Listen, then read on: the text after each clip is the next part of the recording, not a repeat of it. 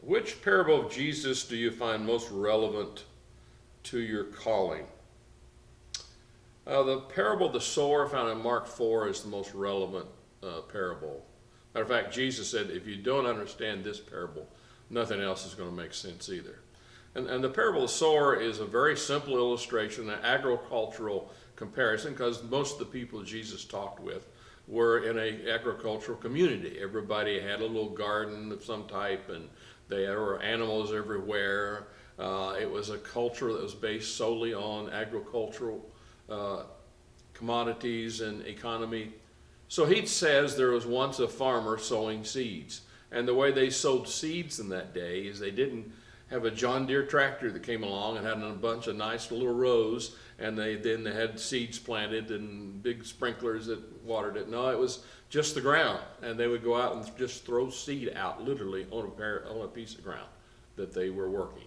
And so the parable really, when you think of it that way, makes a lot more sense, because the parable goes and says a farmer throws seed on the ground, and first comes birds, as would be normal. Seeds on top of the ground, the birds eat it.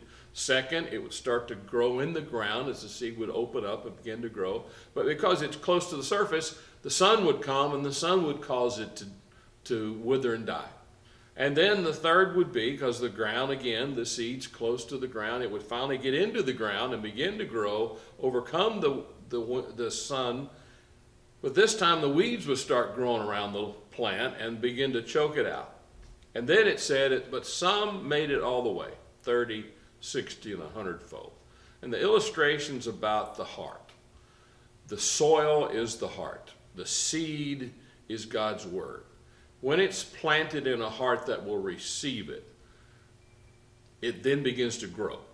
But the problem is, the first thoughts we have about something can many times be taken away quickly. The first thought you have about God, sometimes something else will come along and grab that and take that away, and you don't get any depth of it. But then after you start to receive the word, you begin to get hold of it, then things in life go bad.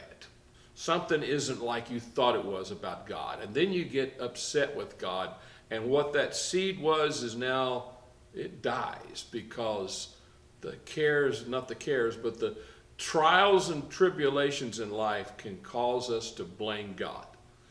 All the insurance policies say they're disasters or acts of God. How quickly do we blame God for our problems?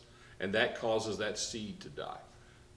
The third example Jesus gave was that the seed now is growing, but the cares of this life, and even with believers, when you begin to follow Christ and begin to live for God, there are so many things that come into your life that make priorities more important than God.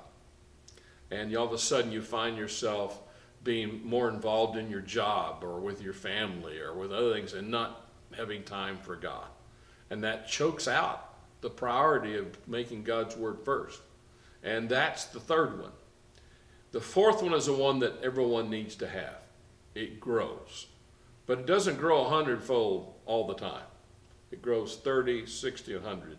See, because even with the God's word growing in a person's life and the richness of it and impacting them because it's there, it's in their heart, even then in life, we don't always get every answer like we thought we should. Some things come out really well. Some things come out not so well. It truly is a walk of faith, because life is if you want to say, it's a fight. And it says it's the good fight of faith.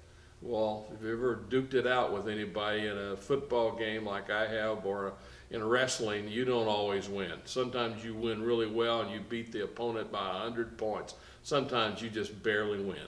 And sometimes you didn't win. So life's like that when it comes to faith. And that's what Jesus was saying. And that parable, to me, if you understand that, you'll begin to see all aspects of the scriptures come alive, because they're based upon the idea of the parable of the sower. And so to me, that's most important to anyone's calling, my calling, or their walk with the Lord, is to understand the parable of the sower.